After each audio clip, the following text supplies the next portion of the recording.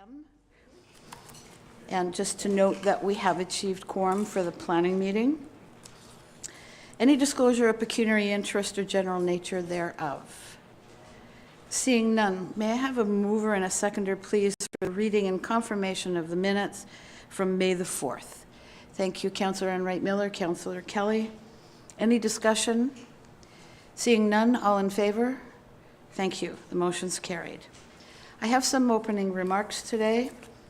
The public meeting is being held by the Council Planning Committee, and public notice has been given in accordance with the Planning Act. The citizen appointees joining us today are Mr. Paul Jennings and Ms. Sarita Van Dyke. They may ask questions and participate in the discussion to assist the recommendations to City Council, but may not make motions or vote in connection with the public meeting. An important update per Bill 185, the right to appeal a planning decision is now restricted further. Appeals are limited to the applicant, the minister, approval authorities, public bodies, and specified persons who have made oral or written submissions prior to the adoption of an official plan amendment, OPA, or the zoning bylaw amendment, ZBA. Specific persons are defined in the Planning Act and are made in a limited list of entities, mainly consisting of impacted utility providers or telecommunications infrastructure providers. Therefore, it is crucial for those directly affected to make their submissions known during this public meeting. The Engineering and Development Services Department will consider comments received at today's public meeting, as well as written comments in analyzing the applications that are part of the public meeting tonight. For further information about how to provide comments to the city regarding an application from this public meeting, please email planning@belleville.ca. A recommendation report will be brought forward upon receipt of all agency and public comments in the future. Any persons wishing to be advised of the Council Planning Committee's recommendations regarding today's applications are requested to leave their name and number on the appropriate notification board on the clipboard beside the podium. And with that, referring to the first notice of public meeting, zoning bylaw amendment bylaw 2024-100, northwest corner of Davie Road and Davie Court, plan number M67, lots 1, 2, 3, and 4, Belleville, Ontario. The owner is Pan Properties Limited, applicant is WSC Consulting, and the file number is PLZBA 2026-0106. May I have a mover and a seconder, please? Thank you, Councillor Sue. Councillor Enright Miller. If staff could present the application. Thank you, Chair. The subject property is located on the northwest corner of Davie Road and Davie Court and is legally described as Plan M67, lots 1, 2, 3, and 4. The property has approximately 3 hectares of lot area with lot frontages of 169.7 meters on Davie Road and 182.9 meters on Davie Court. The subject land is currently designated commercial land use in the official plan and zone regional commercial zone under zoning bylaw 2024-100. The application proposes the development of a 9,600 square meter warehouse facility. The application proposes however, a warehouse is a use that is permitted within the industrial zones under zoning bylaw 2024-100 and under the employment land use designation of the official plan. The city is currently undertaking a comprehensive review of the official plan, and based on a written request submitted by the property owners, a redesignation of the subject land from commercial land use to employment land use is being considered as part of the official plan update. Accordingly, this zoning amendment application proposes to rezone the subject land from regional commercial zone to service industrial zone. At this time, staff have not received any correspondence from the public regarding the application. Back to you, Chair. Thank you. Thank you.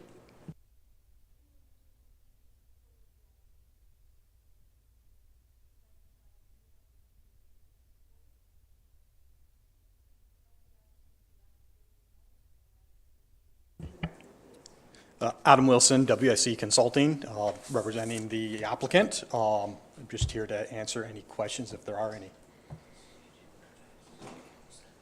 Seeing none, thank Thanks. Sorry. Thank you, Andrew. Third and final time, anyone wishing to speak in support? Anybody wishing to speak in opposition to the application? And for a second time, anyone wishing to speak in opposition? And a third time. Seeing no comments or questions, I call the question. All in favor of receiving today's report? Thank you. The motion's carried. Item 5.2, notice of public meeting, zoning bylaw amendment, bylaw 2024-100, 239 Dundas Street West, Belleville, Ontario. The owner is 100-120-8050 Ontario, Inc., care of Kapi Kumar. The agent is Eckview Consulting, Inc., care of Adita, I apologize, Adita Srinivas. And the file number is PLZBA 2026-0075. Could I have a mover, and the resolution reads that the zoning bylaw amendment application PLZBA 2026-0075 be referred to the regular Planning Advisory Committee for consideration. Could I have a mover? Thank you, Councillor Kelly, Councillor Sue. Anyone wishing to speak in support of the application?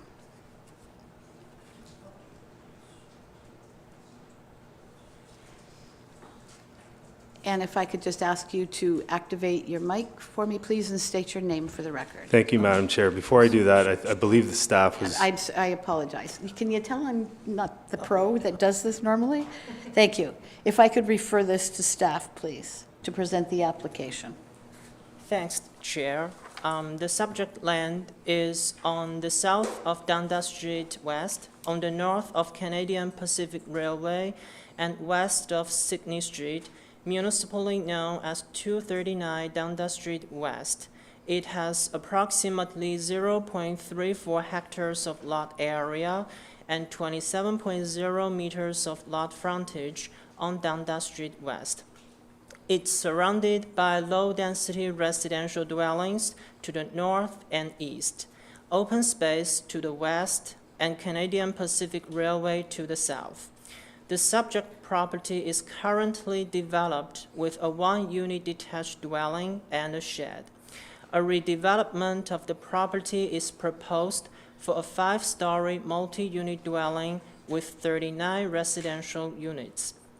To facilitate this redevelopment, this zoning bylaw amendment application proposes to rezone the subject property from residential type 1 R1 zone to residential type 3 R3-X zone with the following proposed special provisions. The minimum required landscaped area is reduced from 40% to 35%. The minimum required front yard depth is reduced from 7.5 meters to 6 meters. The minimum required interior side yard width is reduced from 1/2 the height of the building to 3 meters. And the minimum required number of off-street loading spaces is reduced from 2 to 1. Under the official plan, the subject land is designated as residential land use and is also in a specific policy area of the Bay Shore Planning Area. As of last Friday, May the 29th, 2026, staff had received 1 phone inquiry and 7 correspondence in opposition of the application, which represents 51 members of the public. Comments received as of May the 19th, 2026 are included in the introductory staff report, and all comments received between May the 20th and 29th have been circulated to the members of the committee. Comments received after May the 29th, including ones received in this public meeting, will be assessed and addressed in a future staff report for the committee's consideration. Back to you, Chair. Thank you, and we'll try that again. Anybody wishing to speak in support of the application? Thank you, Madam Chair. My name is Kent Randall. I'm the principal at EcoView Consulting Services, so we are the planners and the agent for the applicant. And I should also point out that Mr. Wilson with WSE Consulting is the engineer on the file as well, so he could answer engineering-related questions if they arise. So all I wanted to point out, and I understand this is a public meeting, and we're here to listen to the concerns of the public, and we have received the comments that have come in from staff, so they forwarded them over to us. I believe that most of the comments can be addressed either in the existing submission documents or in further documents or additional documents that we can provide prior to the next committee meeting where it would be considered for endorsement or not be endorsed. And so, as I said, I believe most of those comments can or have been addressed. So I'm happy to answer any questions that the committee may have now, or any questions or comments that the public may have. Any questions from committee members? Seeing none, thank you. And I'll call a second time. Anyone wishing to speak in support of the application? And a third time. Anyone wishing to speak in support of the application? Anyone wishing to speak in opposition to the application? If you could come to the podium, please, one at a time. Activate your mic and state your name, and I would remind you to make sure that you've signed your name and contact information on the clipboard when you've done. Good evening. Name is Tony Rivers. Along with another member of our community, we did a canvassing and Excuse me, acquired- Mr. Rivers, could I ask you to speak a little closer to the mic? Okay, sorry. Thank you.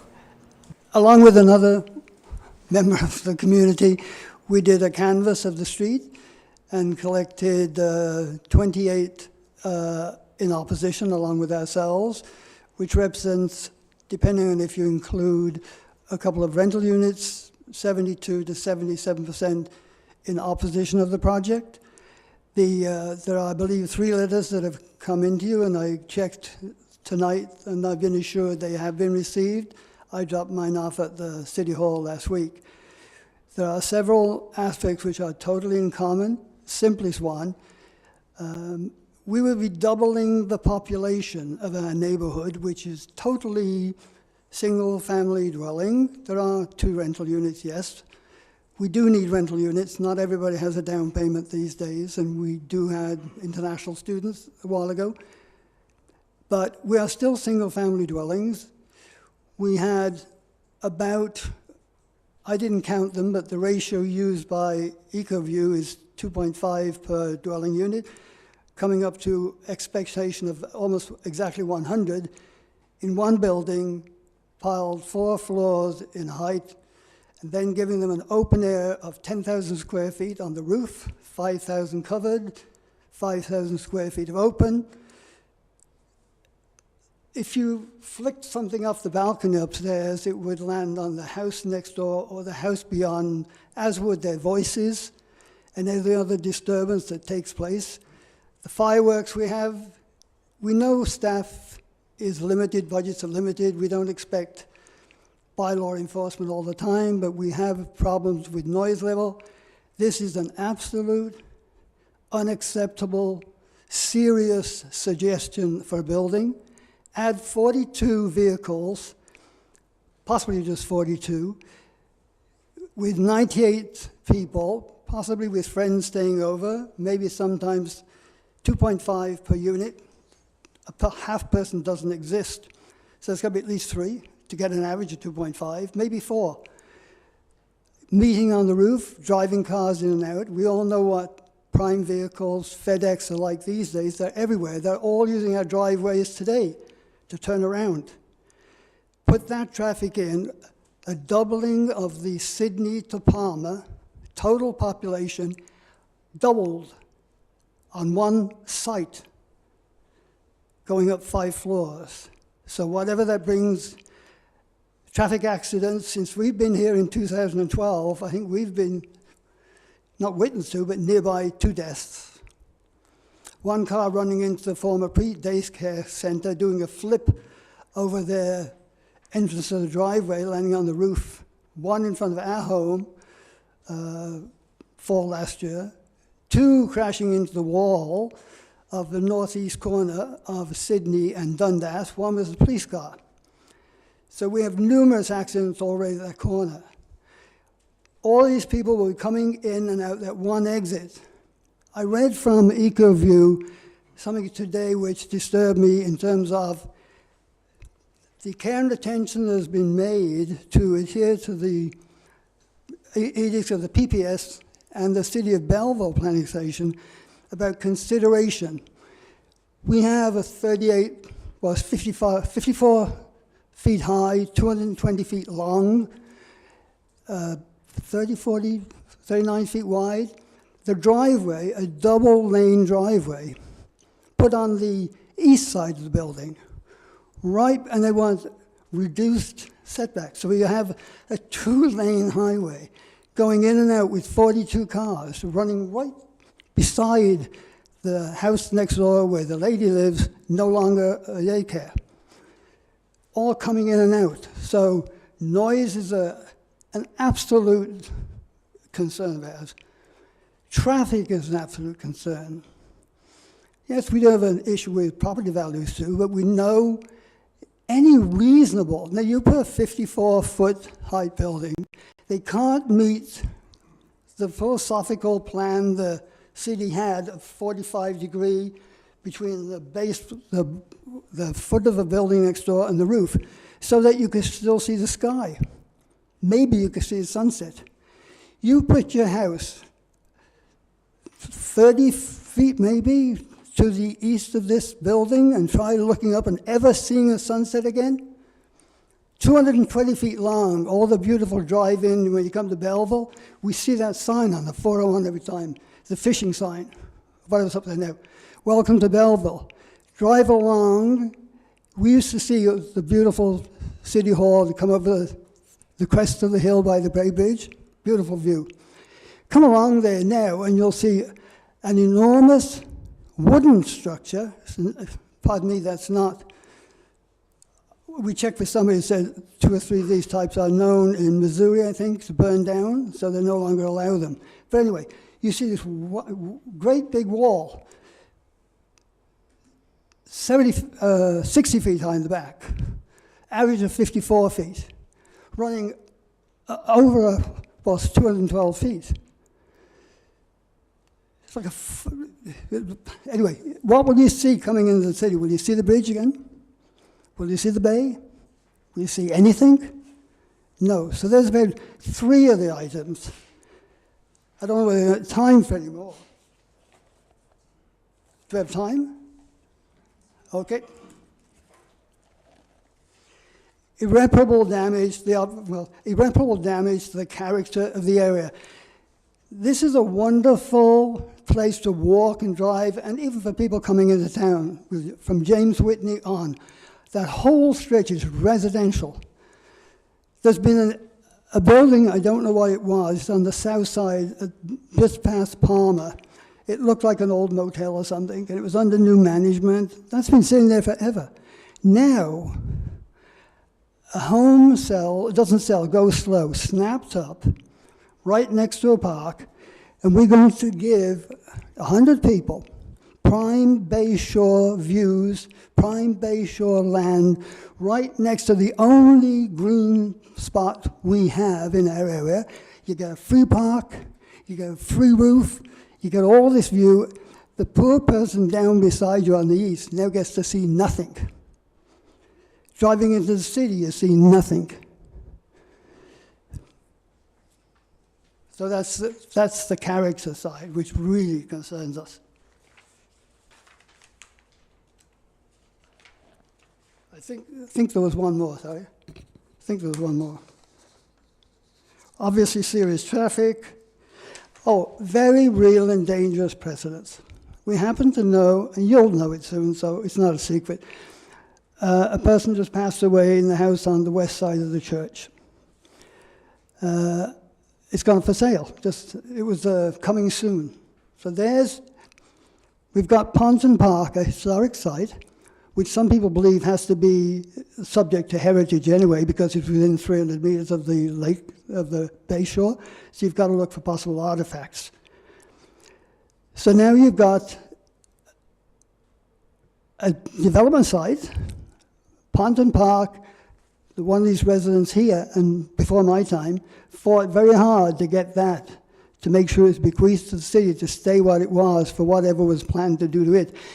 On the other side of Ponton Park on the west, you've got the church, and then a house, which probably is now for sale.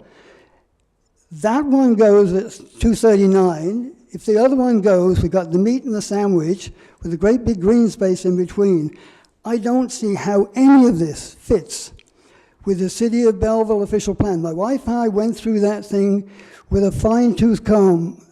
In my attachment that I sent into city, we've listed all the places we could find where there's contradictions here, there, and everywhere with the plan. We do not think the city should change the plan on one lot. You find one lot, and you say, oh, this lot is not going to follow our policy. This lot is not going to be part of our vision. We're going to make this one an R3, not an R2. We're R1. Let's go all the way to R3. Oh, the particular project doesn't even meet R3 vanilla. We know there's R3-1, R3-2, there's about R3-53. I've seen them online. So this is going to be R3-X, whatever that means. It means all those variants that have been asked for in the request for the bylaw zoning change in order to even make this thing possible, which it isn't possible in the vanilla version. So we went around and talked with a lot of people. Everybody that can't be here, but they're adamantly, totally opposed the same way that those of us who are here are opposed. And that's it. Thank you for your comments. Thank you very much. Anybody else wishing to speak in opposition to the application, please?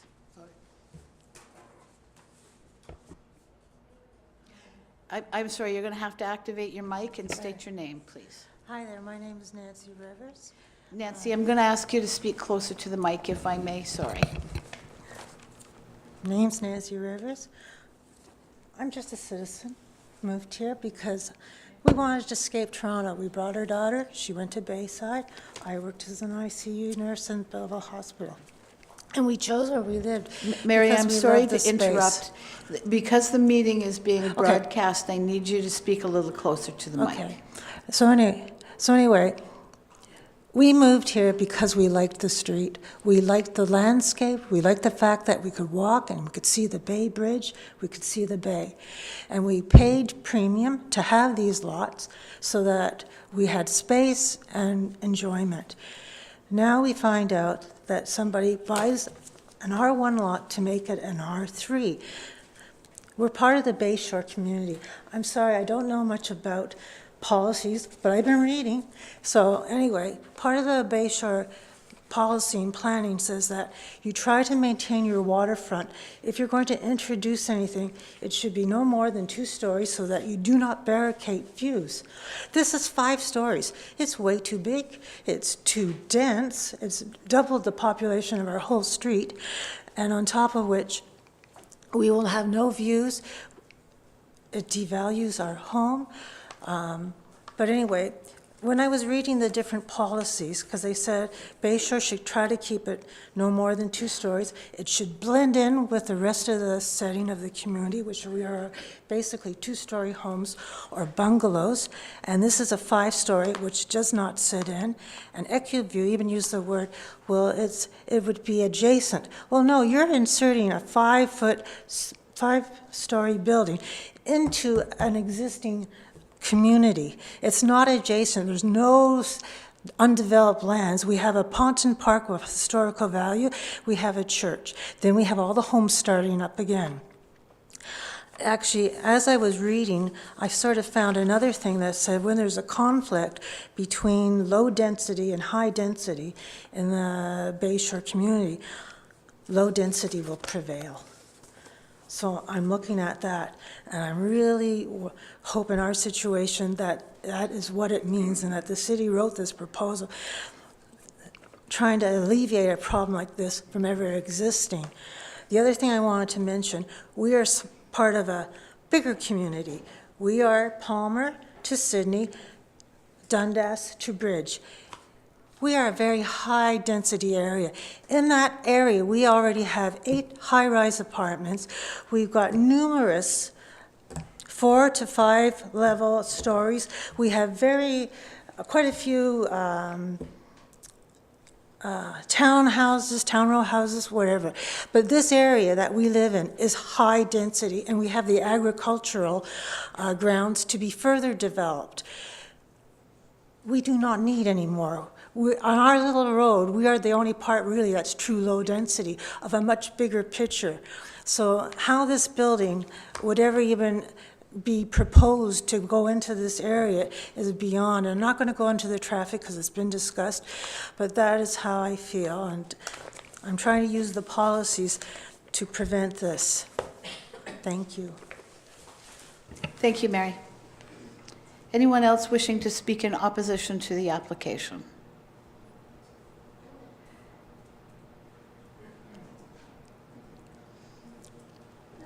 Hello, Patricia. Hello. I will keep my comments brief. Patricia, could I ask you to state your name for the My record? apologies. Yes, thank you very, Madam Chair. My name is Patricia Guernsey, and I am a resident in this area. I live 4 houses to 5 houses down from the parcel of land that you're speaking of.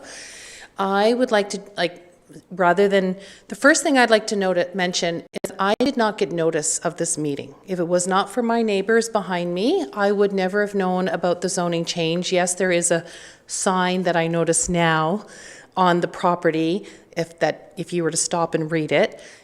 So I just wonder how many other neighbors did not get notification. So I would like to just make that point very quickly. If it was not for my other neighbor telling us about it, I would never have been notified. Second, so I think that there needs to be more concern about that. Secondly, although I support reasonable growth and understand the need for additional housing in our community, my concern is not the growth, but ensuring new development respects in character of scale, privacy, infrastructure, and quality of life to the existing neighborhood remain. I respectfully ask Council to consider carefully whether the 5-story apartment building is compatible with that established nature of this area, which I think you'll hear from many neighbors behind me that it is not, and it's going to be a repeating aspect of it. Not only in addition to the traffic that we spoke about, and there is multiple traffic violations already that happen in that corner, as well as traffic backing up past this residential unit that you're looking to convert. Constantly at a red light, those traffic patterns go past that unit area. And so it will only create more chaos. Concerning the daycare next door will also create sort of incidences that I'm sure that will be there. But also the pure height of this building will obviously be more effective to some of our neighbors to the east as far as sunlight, all that sort of stuff goes for the pure size of the building. And I would like to just point out that I'm sure many of them will see it as well. We pay one of the highest tax bases in Belleville. Now that should not consider us for special consideration, but we pay along that street anywhere from $7,000 to $12,000 a year in taxes. And I can speak for myself that I am in the upper echelon of that $12,000 tax bracket.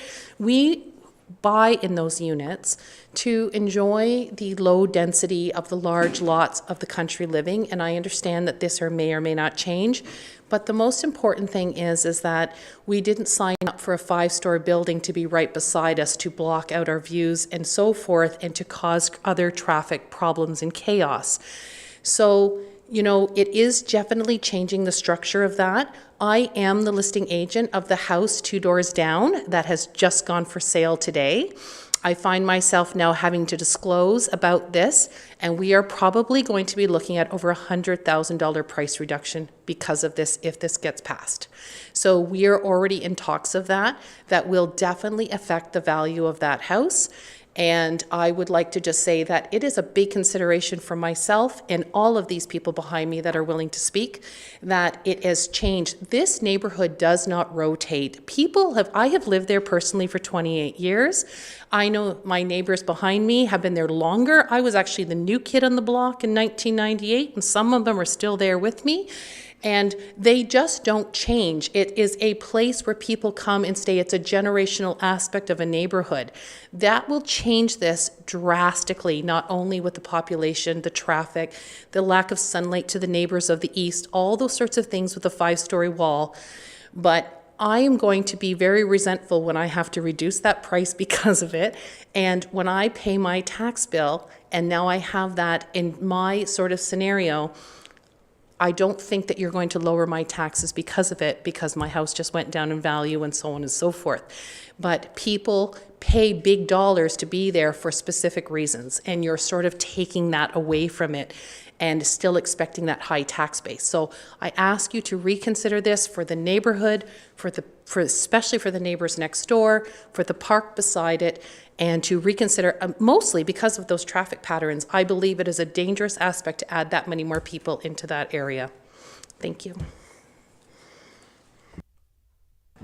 Thank you, Patricia. Anyone else wishing to speak in opposition to the application?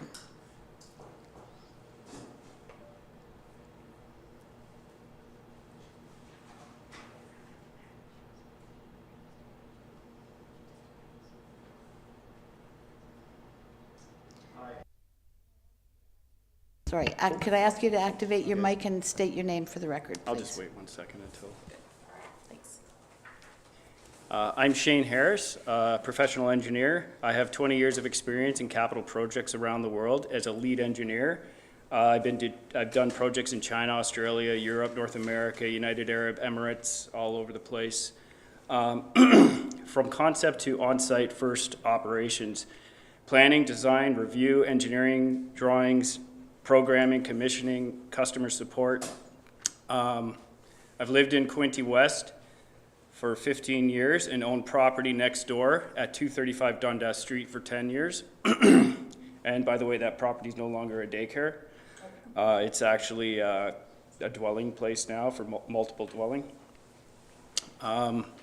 within the zoning, the current zoning. I want to clarify that I'm not an expert in bylaw, nor am I an expert in all the reports and studies provided. However, in my job as lead automations electrical engineer, I am consistently tasked with reviewing, understanding, asking serious questions about many assertions and reports from experts in order to ensure things are not overlooked and that all stakeholders get what they need with minimum risk. Normally, stakeholders are customers, owners, and operators, but in this case today, the stakeholders are the community that myself and Jen, my wife, are a part of. As you can see, there's a lot of emotions involved opposing this development. Why would that be? I think it will become clear after I'm done speaking. Today, I will establish why this proposal does not align with Belleville's official plan and how it undermines our vision to have a city with safe and attractive neighborhoods. I will also point out how it puts our community at risk. First, I want to establish the rules our community is based on, what they are and how they apply. Every city establishes an OP, the official plan. This document is created over years to document our city vision. To put this vision into practice, bylaws and zoning is established to provide rules and regulations in order to guide development. Careful consideration should be taken anytime a bylaw amendment is considered or a zoning change is proposed.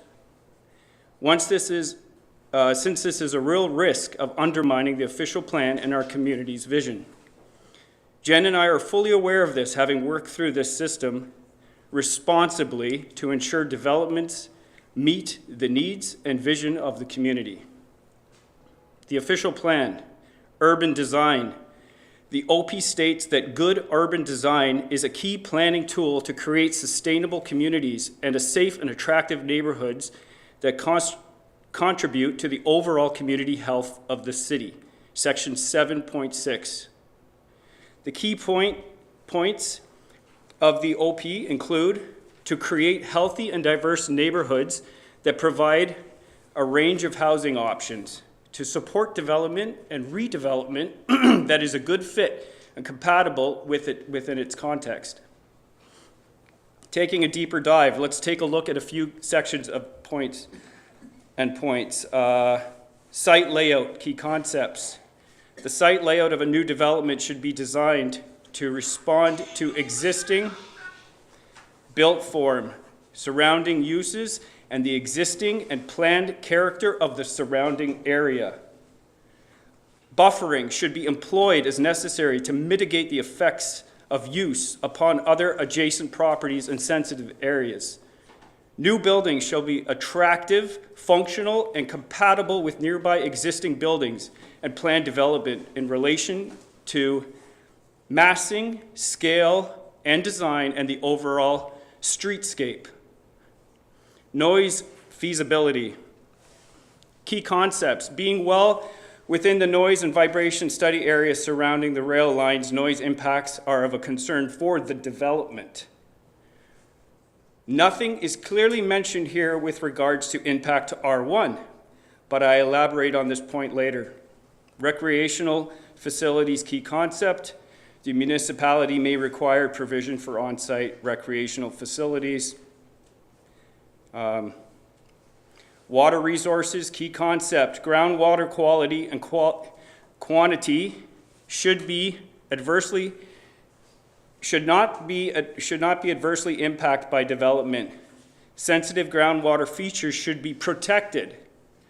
The IP, Water Intake Protection Zone, this is a high-risk zone for Belleville water supply where this rezoning and development is being proposed, is included in this. Energy conservation, key concepts. Consideration on how the amount of impervious landscape being proposed and its protection impact of stormwater runoff. Promote green infrastructure. Promote the use of vegetation. This all ties in with landscaping. In addition to the just mentioned, landscaping should be used to define landscapes, add visual interest, add comfort and improve health, offer visual screening, improve the aesthetic quality of the neighborhood. Intensification plan. This was the amendment that was just done a few years ago. Supply of residential lands, key concepts. City planners maintain a 15-year supply of lands for residential growth through residential intensification. Provide planning for future residential developments to ensure lands are properly designed. Residential intensification, key points. Infilling on existing lots of record and maximize use of underutilized lots. I'll come back to this. Additional intensification areas are already reserved for development where greater densities of residential development are permitted. The municipality will consider the impacts of intensification on the character of existing neighborhoods, including common lot frontages and lot size. Intensification areas shall ensure the design of the new intensification site includes building, massing, and design relationships to surrounding uses, site access, landscaping, and grading, servicing, etc. are context appropriate. The intensification plan encourages the consolidation of small lots into larger, more efficient development parcels in order to create parcels of size that are more easily and effectively enable insufficient through redevelopment. So, analysis, that's just the rules. And notice there's a lot of repetition in there, right? About our vision and lot sizes and adjacent properties and stuff like that. Okay, so analysis.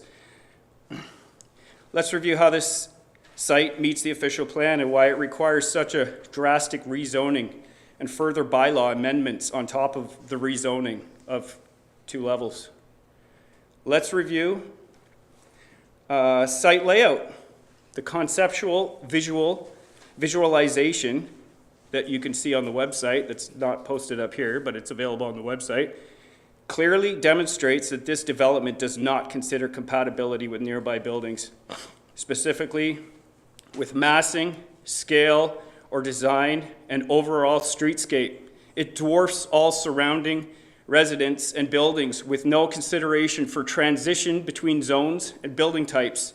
This clearly undermines the concept outlined in the official plan, and it demonstrates in the need to jump up 2 levels in zoning and significantly reducing setbacks and requiring landscape, thereby reducing landscaping, thereby literally casting a shadow on the nearby R1 residences.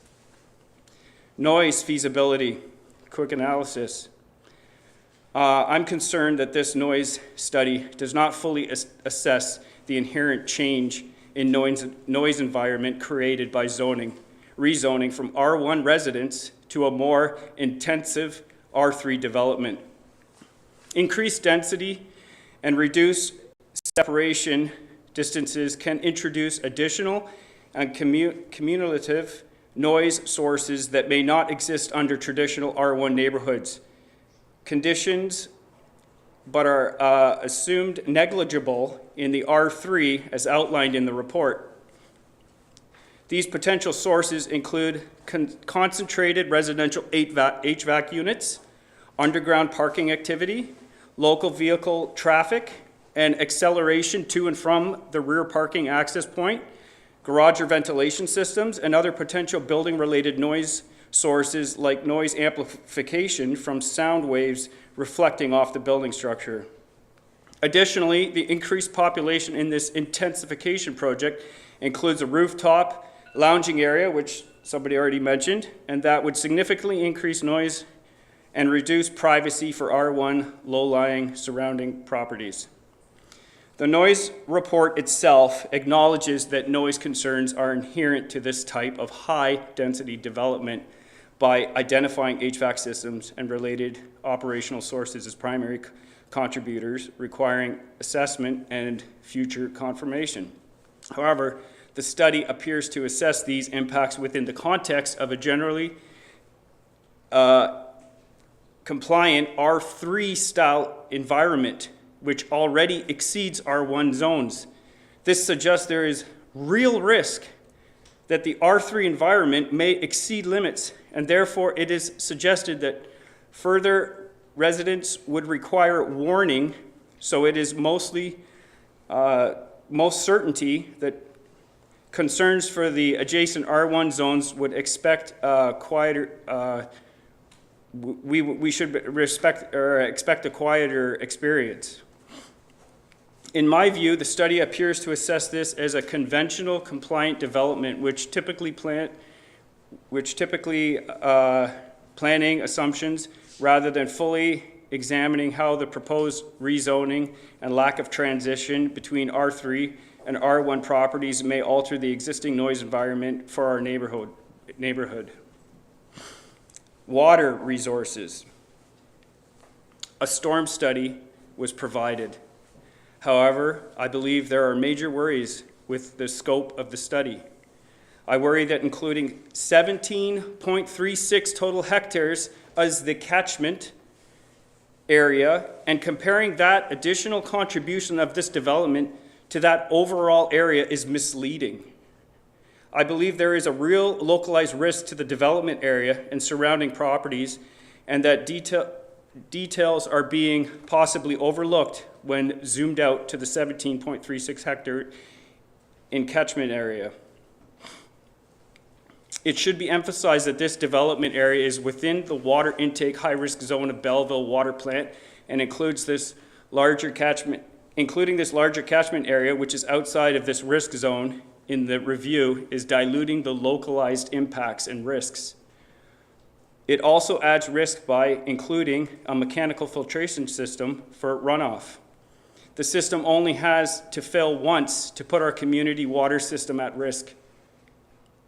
When Jen and myself added to the size of the driveway in front of our neighboring property, we had to demonstrate clearly to the city how we would meet the bylaw for R1 development and how locally, show locally how we are going to manage the stormwater safely, on-site, and efficiently. This is a stark contrast to the conclusion that in this report that no quantity mitigation measures are warranted. That said, the minimization of landscaping area is a major concern, and seemingly dilution of the localized impact is concerning, and this puts a water quality and community at risk. Energy conservation, quick analysis. Energy conservation is not even a consideration in this development when it comes to water runoff, obviously. This is justified when you compare the water runoff to a large enough area, reducing the visibility of the impact. If this logic is applied, this logic as applied could allow anyone to undermine their need to contribute to simply compare it to a large enough sample size. The landscape area is minimized to less than what the bylaw requires, so it is clear no improvements and energy conservation is considered here. The height of the building, blocking warm sun in the winter, the cool effects of the westerly winds in the afternoon negatively impacts surrounding properties as well. In fact, the exhaust from parking vents and building air, exhaust AC units, and the radiant heat from lack of landscaping can increase summer discomfort for adjacent R1 units. This also ties into the landscaping again, quick analysis.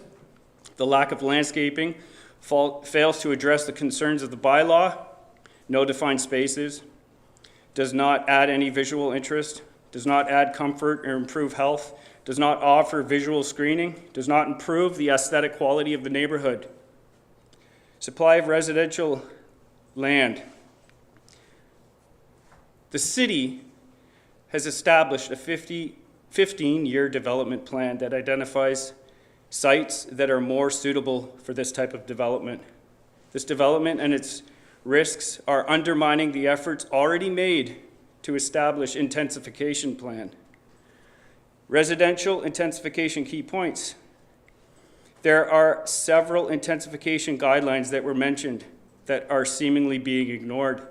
It may seem this is maximizing use or underutilized lots. However, this lot being changed from R3 and further amending the bylaw is significantly overshooting maximization and clearly undermining our official plan and community vision.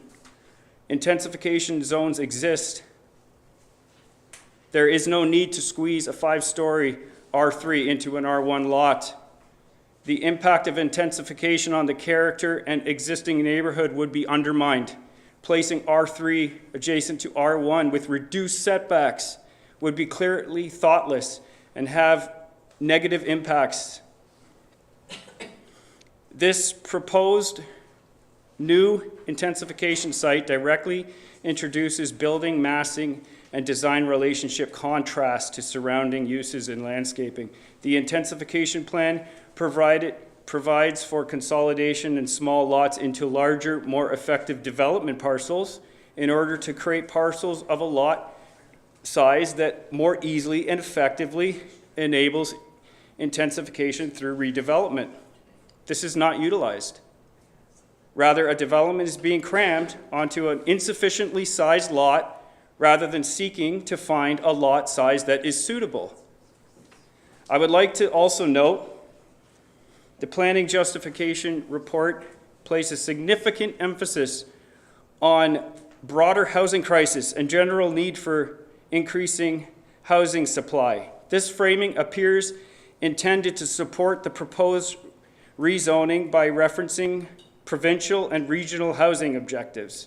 However, this rationale should be clearly weighed against the city's existing official plan, which already establishes a structured framework for intensification and directs growth to appropriate areas. The presence of a housing supply shortage on its own does not override the requirement for conformity with the city's adopted land use designation and built from policies as clearly states in the amended official plan.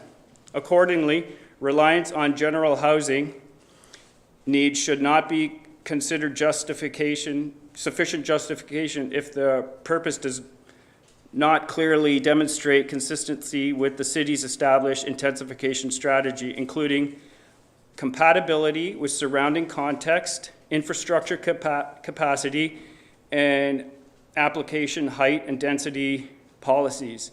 The report also states that the proponent assumes responsibility in lieu of formal geological and related studies. However, at the same time, it relies on corporate structure that limits and shields liability behind a separate legal entity. This observable lack of respect for the city official plan and its established communities naturally creates an emotional response from the residents and my community. Conclusion. Today I established why this proposal risks not aligning with Belleville's official plan and how it undermines our vision to have a city with a safe and attractive neighborhoods by placing an R3 with bylaw amendments next to an R1 zone without proper setbacks and consideration for proper transitioning.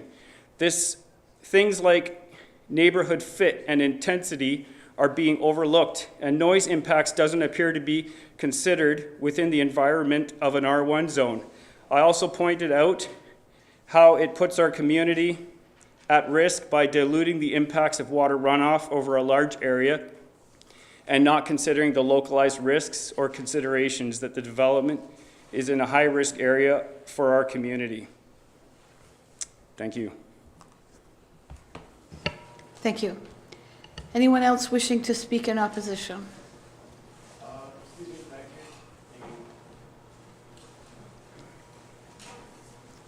So if I may, before you begin, your mic is activated, so you don't have to do that part. Please state your name for the record. I'm going to encourage everyone that is here this evening, I want to make sure that everybody who wants to speak has an opportunity to do so. But I also want to encourage you that we typically limit public consultation to 10 minutes or less per person. And the last speaker went well beyond that. I'm trying to be as open and transparent as we go through this, but I also want to make sure that everybody has a chance to speak. Thank you. So the full name for me is Nicholas Thompson, August 15th, 2006. In my hand right now is just my wallet. I just keep it on my person at all time. At 19 years of age, I went to a military-themed high school. It was shut down in 2024. It was located in St. Catharines. I lived in Belleville all the way from when I came to Canada at age 2. I have seen a lot of problems from the Niagara region that have come into the Belleville area. And seeing these issues in Niagara and coming back to Belleville in the year of 2024, I would like to ask the members of council here, as an independent journalist myself, I would like to ask the question, with the society changing and someone like myself, being at the age I'm at, you don't see someone who is 19 years of age being actively engaged in politics like I am. So my question is, with everyone, saying this and that on social media, how are we going to respect the rule of law, such as the Charter of Rights and Freedoms? How are we going to incorporate this so that everyone is fair? Because the biggest issue right now is the Mark Carney government is funding taxpayer issues. I'm sorry, is your question or your comments related to the application here in front of us today? Yes, the application, yes, it is. So I'd ask you to just maintain your Okay, comments and perfect. keep them directed at Perfect. the application that's So, before us. during this application, how are we going to respect the Charter of Rights without the city or something, someone coming and suing the city saying that my rights are violated, because the public needs to be aware? How are we going to do this in a way that is transparent enough for the media and independent journalists? Are we going to fully redact everything? Because I believe that the public has full awareness to know what is going on, that nothing is redacted. Is that going to happen with this matter? I'm sorry, council does not answer questions Oh, I'm during not, I'm this not a period. lawyer. I am, legally, I am not a lawyer. I'm very smart. It makes no difference whether you're a lawyer. Questions, we are here to receive the comments And today. this is my comment, is what's the plan? Is there any plan that you guys are going to document? Or something? We have an application before Okay. us. More than happy to have staff entertain questions. Okay. And my question is, In the- in will that the- be released? sorry, Will that be released? In the Planning Advisory Committee section of this Okay. report, at this stage, this meeting is about receiving comments Yes, I understand from the that. community. But is that going to be released on the final report? Yes or no question? Sorry, your question is, Is are the that going to questions? be, is that going to be released on the public record? Yes or no? The public record will be all Okay, comments. perfect. So nothing will be it's on. redacted. Thank you. That's my question. Thank Thank- you. My matters here are concluded. Yeah, thank you, Andrew. You,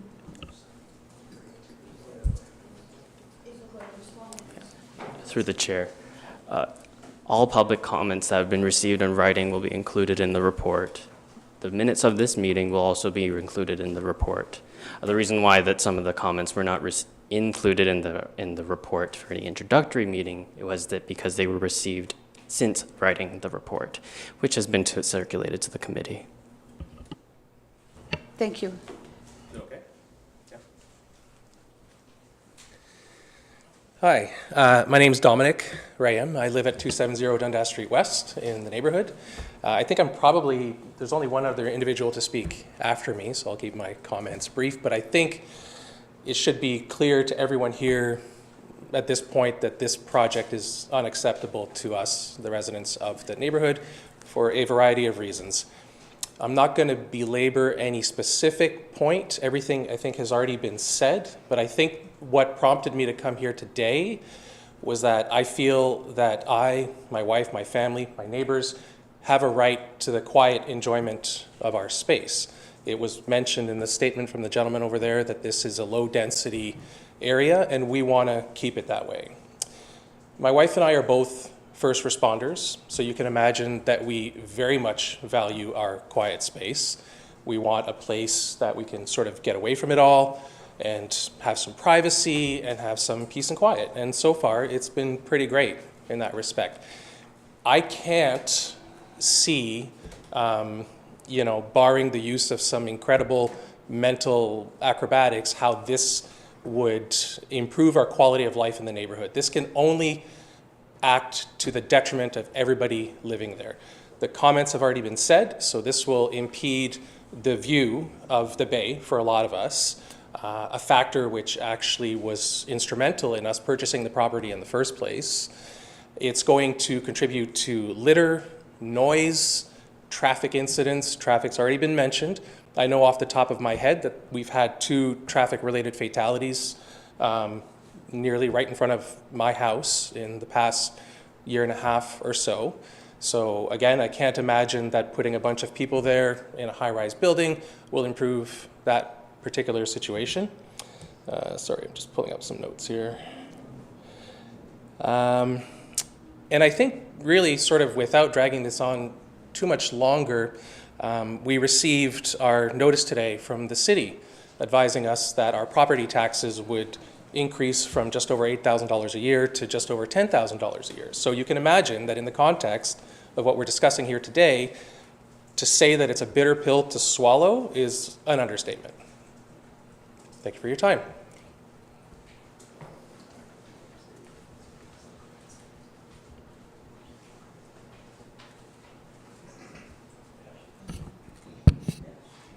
Hello, I'm Victoria Visca, and I'm here with my husband Andrew London, and we live at 265 Dundas Street West. Many of the comments that we actually provided a written response to this because we feel very passionately about this.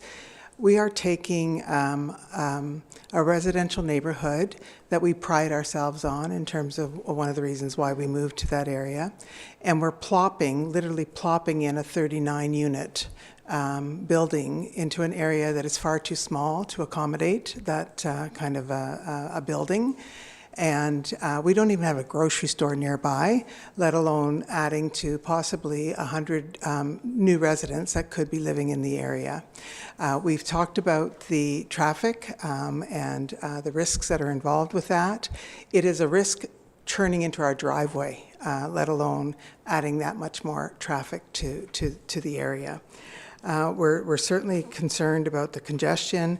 I absolutely understand the shortage of housing in Belleville. I'm a social worker, I'm a mediator, I feel passionately about that, but it needs to be done appropriately. And it feels that by having this development being literally plopped into the area that it's being proposed for is a little bit short-sighted. The other thing that we're quite concerned about is that on the diagram that was submitted to us at the time of notification, there is I can show it to you, there's an area here that is defined as OS, open space, and I know you can't answer questions, but it's something that I do certainly want some direction from. Currently, there are 3 homes, so there's we're in the middle, and we have 2 homes, and both are represented here in some capacity, one by a neighbor and another by the realtor, who also lives in that area as well. We co-own that property that is being identified as open space. And so we have some questions about how that property is going to be impacted. For example, you know, is there going to be, are there future plans involving accessing, servicing, drainage, or easements affecting this land? We co-own that land, and we pay taxes on that land. Whether any additional development is anticipated for this area adjacent to the railway corridor.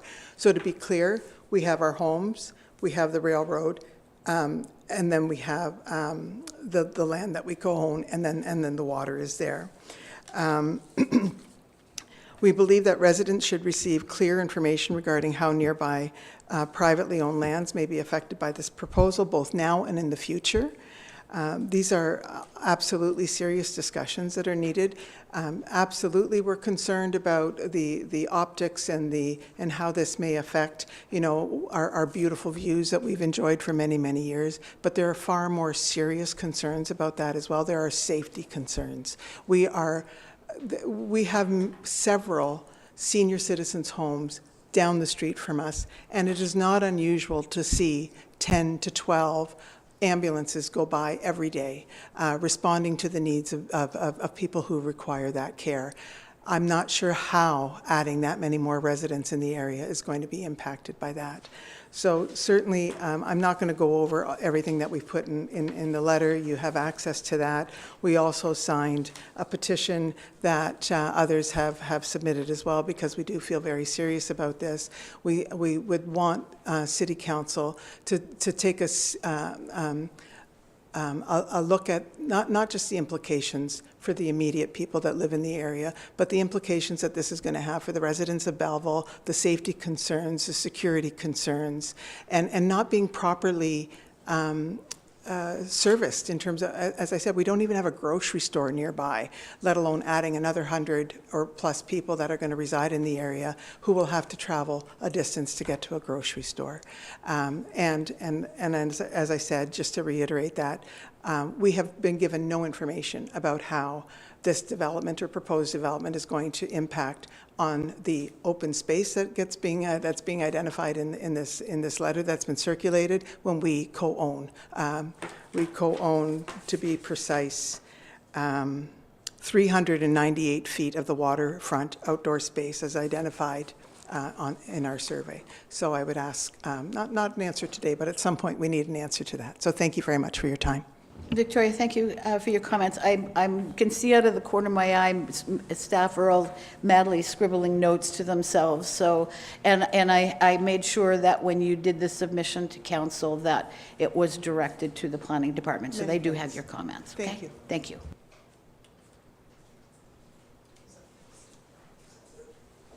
Anyone else wishing to speak in opposition to the application?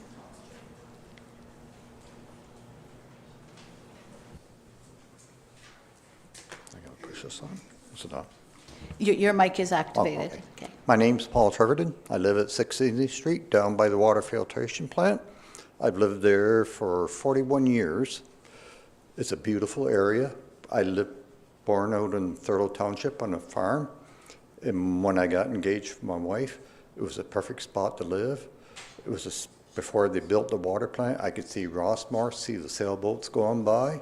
It was perfect. They built the water plant up. I can only see the top of the mast going by. Not a big deal. You go with expansion. I have a bay window. I can see out on the bay, sit there watching the sunset come in and down. When they proposed this new building, I might not be able to see the sun setting in the west, which I hate, because I sit there sitting in the bay window. I love it at night. I sit there, read my book. We have a couple foxes run around. I've got rabbits, seen the odd coyote and opossum. It's kind of like living in the country. And when they propose this new development, it's going to go to the wayside. That's all I got to say. I'm not in favor of it. Thank you. Thank you for your comments. Keep it short and sweet. Anyone else wishing to speak in opposition of the application? If you could just come forward to the podium.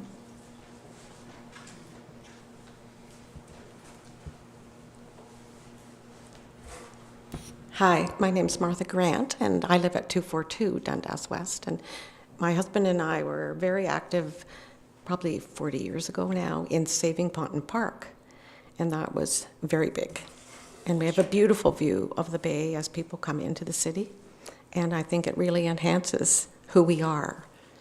And there's a beautiful monument there if you ever get to walk there. There's also a community garden in the back of it, so everybody gets to use the park, even though it does seem a little isolated. But I agree with what everybody said here. The traffic is unbelievable. We could hardly get out of our house to come here. They were going home. We can't plow our driveway, except I'd say after 12 at night and before 6 in the morning. So, it's just too busy. It's just a too busy area. But one thing I wanted to ask the planners about was the runoff and the provisions for the runoff, because I know when our houses were built, I know one person in particular had to give, the builder had to leave a lot of money with the city in case there were runoff problems. So there's a culvert 2 houses over that goes across to this property. And if it's blocked in any way, there's going to be big problems. This person who is on one side of the culvert already has a swimming pool in her backyard in the spring. And all this runoff, of course, from Bridge Street down to Dundas, there is a very minor hill, right? So there's always runoff. Our sump pump can go in the summer. But there's property up there, isn't there, that's up for development that somebody's been sitting on for years, the old Mackenzie Bowl School. Nobody's doing anything with it. It's got Phragmites in it, so you can tell you how much water there is there. So this water comes all the way down. It goes in a culvert between these 2 houses and goes under the road somehow, and I'm not really privy to how that goes. But that is right on it. And that's a huge problem, if you ask me. And there's another big culvert over at the landings that runs off from the other side of the street. So these are really big issues if you're going to put a parking lot in, as Joni Mitchell would say. So I think you should think about what you're doing, because I don't think it's appropriate for the neighborhood. Thanks for listening. Sorry, if I may ask you a question before you leave? Certainly. Unrelated to the application. Yes. You mentioned that Phragmites are appearing in the culvert in behind you. Has that been reported to Quinte Conservation? I do not know. That property is owned by someone. It was Mackenzie Bowl School, and it's been sitting there empty. It's a perfect place to have a multi-unit dwelling because there's a big apartment building beside it and a shopping center behind it. Okay. But, it would go there. Okay. But there is Phragmites there. I'm not the only one that's noticed it. Everybody in the neighborhood's noticed it. So Okay. the bus goes by. Wearing a different hat, of course. Yes. I would encourage you to report that to Quinte Conservation. I will. Okay. I will do that. Thank you. Anyone else wishing to speak in opposition? Hi, my name is Marilyn Fortin, and we live at the lowest spot that you can go on Sydney Street. Then there's the tracks and the water treatment plant. We also live east of the proposed building. So when the sun sets from the west, we already live on the lowest part of the city, and we hardly get a sunset. If they put a 5-story building up there, we will live in darkness. We look out at the water treatment plant, which is lovely. It's a lovely brick building, and we're used to looking around it. And like Paul said, we can see the sailboats, top of the sails. But we're in a very unique position down low. And I think it would be really like being in prison. And like Patricia said, our property has now lost all its value because who would want to live in a dark space like that? We also are concerned about water diversion because of where we are. There is some kind of a pipe that runs along our driveway from Dundas Street and then comes to beside our driveway where there's water runoff, and that would be a concern. The noise that would come out of a 5-story building that size, the traffic, we already all deal with that. We come up to Dundas Street rather than living on Dundas Street. We have to wait for the light for 3 or 4 seconds or 5 after it's changed because people continuously go through the red lights. They don't stop. We're concerned about the noise pollution that we're going to receive in the building of this monstrosity, should it come to pass. It'll go on for several years, and we're quite as has been spoken by my neighbors, we're like lots of retired people, and we live in a quiet community, and it's never going to be quiet again. So I stand with my neighbors that I oppose this property from being developed. Thank you. Thank you, Marilyn. Anyone else wishing to speak in opposition to the application? So I'll call. Speak again, just really quick. Sorry, you go.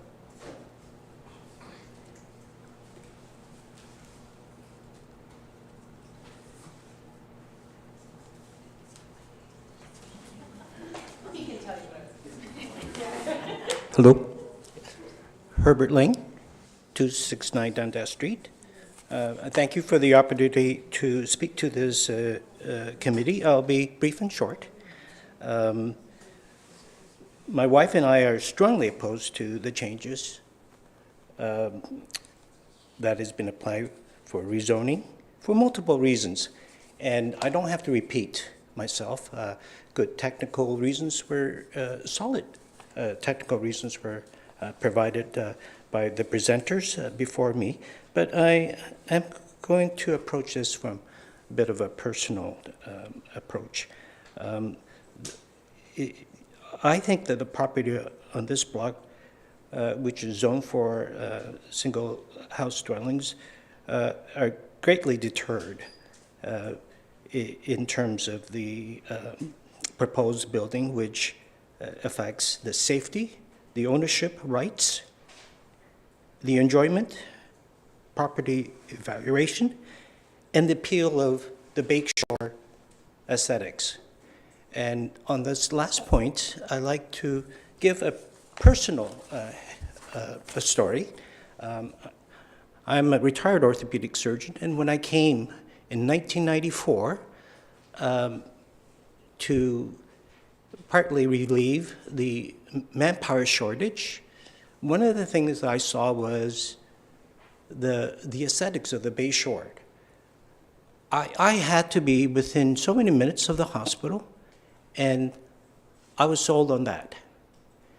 And throughout the years, I've recruited many of our excellent orthopedic surgeons, a lot of them on the basis of lifestyle in this area. Golfing, sailing, biking, hiking, you name it, it's there. And I think I was rather successful in recruiting a lot of the current active orthopedic surgeons. If you were to go ahead with this rezoning, I think that's a bad mistake. I personally wouldn't make the same choice that I made back in 1994. And my understanding is that we're desperately in short of good medical practicing physicians at the hospital. Thank you. Thank you very much. I'm going to call for a third and final time. Any comments or questions regarding the opposition to the application? Am I allowed to speak again or no? Yeah, go ahead, Patricia, please. I just want to make one point. Typically, we do not, but... Oh, okay. Well, I can do it anyways. Patricia Guernsey, 273 Dundas Street West. I live 4 doors down. I would like to just make one point that I made about the taxes earlier.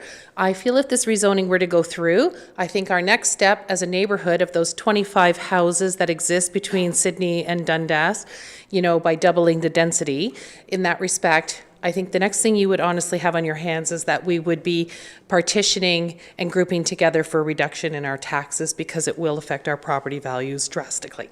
So I would just like to make that point, and I think that's where that would go next. I don't know, you know, I know that's more of an unpacked thing, but at the end of the day, we pay the highest tax rate. I want to reiterate that. It will drastically affect those property values. So I do see that a recommendation of lower taxing in that area would be a definite suggestion or a consideration if this project were to proceed. So I just want to point that out. That's it. Thank you very much. Thank you very much.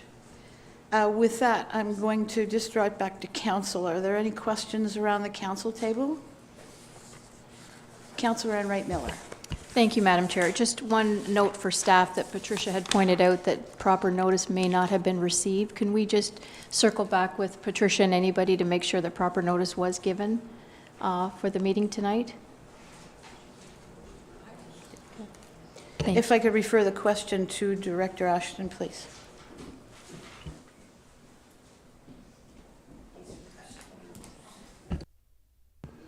So we do keep records of circulations and mailing labels and stuff, so we'll double check. We can report on that in our, it was a comment received, so we'll report on that. Okay, thanks. Thank you very much. And am I able to make a comment as well? I will save my comment till the next meeting. Thank you. Any other questions from council before I call, sorry, from council? From the planning, Sarita, thank you. Thank you, through you, Mrs. Chair. And yes, I am not council, I'm a citizen appointee. So 2 things. Number 1, just a point of clarity, because I've heard a lot that it's a high density building. Is this high density? So if I could refer to the planner, please.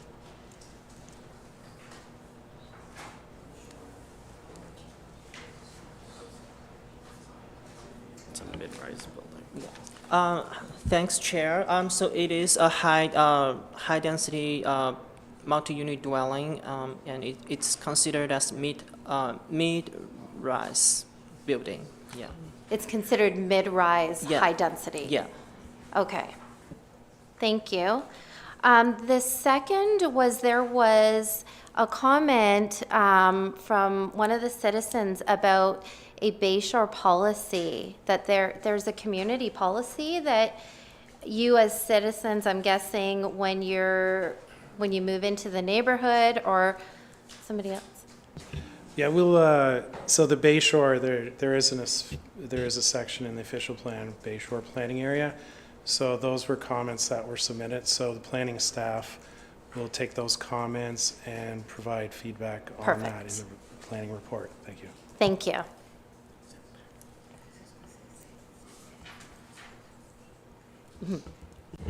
Thank you very much. With that said, I'm going to call the question. All in favor of receiving the public comments today? Thank you. The motion's carried. So if I could have, sorry, get to the right page, a motion to adjourn, please. Thank you, Councillor Kelly, Councillor Enright Miller. I'm going to assume everybody's in favor and show that the meeting has been adjourned at 6:48 p.m.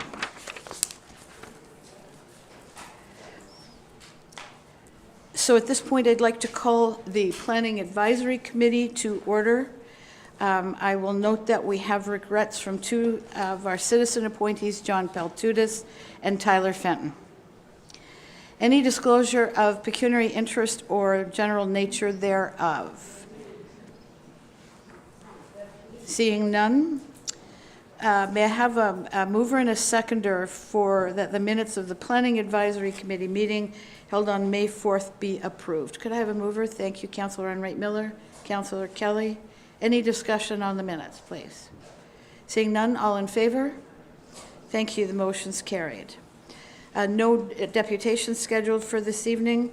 May I have a mover and a seconder for the resolution that the Planning Advisory Committee receive the correspondence for information? Thank you, Mr. Jennings. And, sorry, did I see your hand there, Kelly? Yeah, Councillor Henderson. All in favor? Thank you, the motion's carried. Referrals from public meeting. Item 6.1, notice of complete application and introductory public meeting for the proposed zoning bylaw amendment, bylaw 2024-100, Plan M67, lots 234, City of Belleville. The owner is Pan Properties Limited. The applicant agent is WSE Consulting. File number is PLZBA 2026-0106. And the resolution reads, thank you, and the resolution reads that the Principal Planner's Report APS-2026-12, Notice of Complete Application and Introductory Public Meeting for Proposed Zoning Bylaw Amendments, Bylaw 2024-100, Plan M67, Lots 1, 2, 3, and 4, City of Belleville be received, and that the staff report back at such a time as input from the public, commenting agencies, and municipal departments be received, assessed, and addressed to the satisfaction of the Engineering and Development Services Department.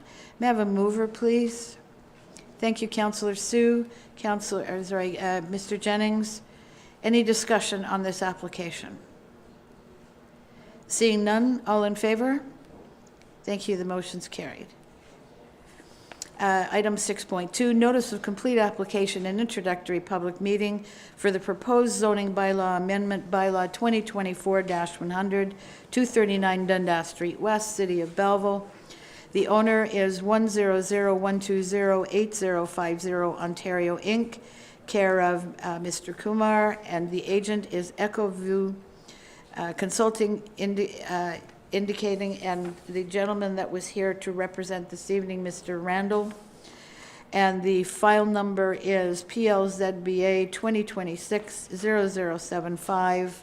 The resolution reads that the planner's report number APS-2025-11, Notice of Complete Application and Introductory Public Meeting for Proposed Zoning Bylaw Amendment, Bylaw 2024-100, for 239 Dundas Street West, City of Belleville be received, and that staff report back at such a time as input from the public, commenting agencies, and municipal departments has been received, assessed, and addressed to the satisfaction of the Engineering and Development Services Department.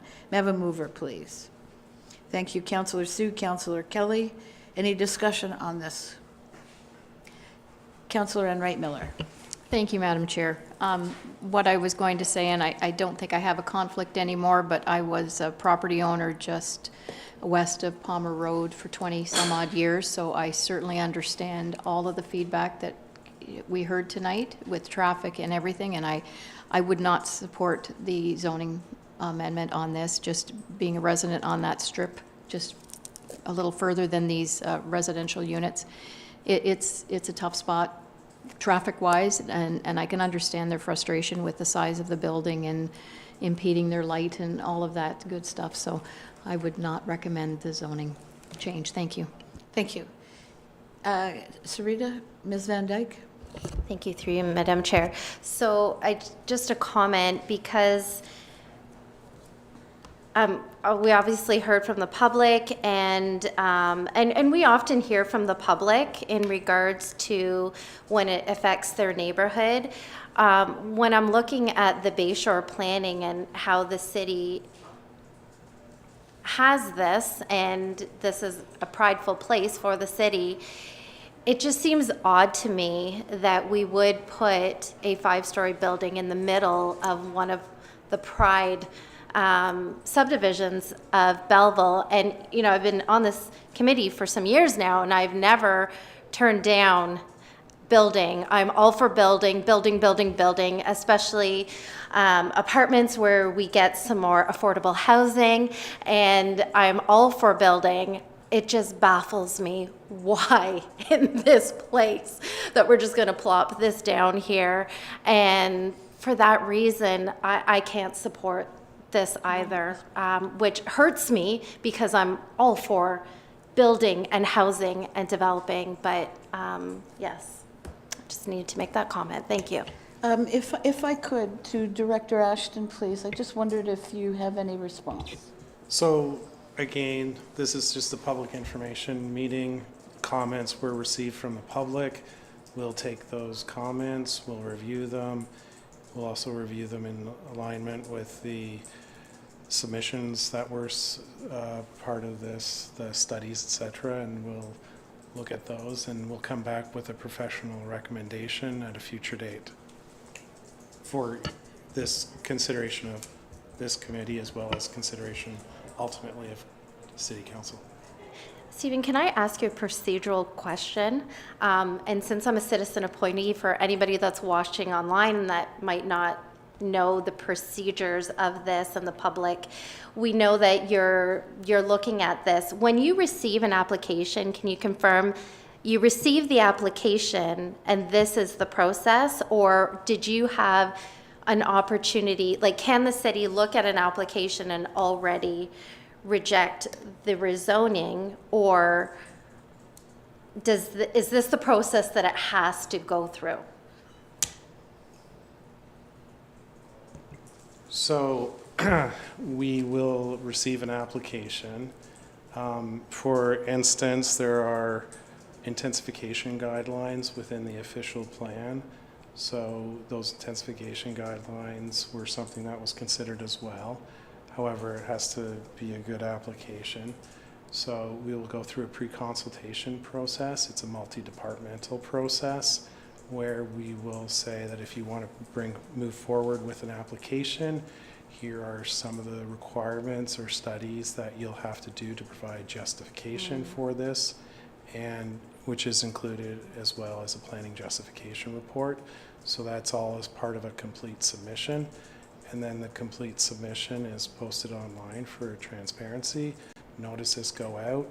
We have a public meeting. We hear comments.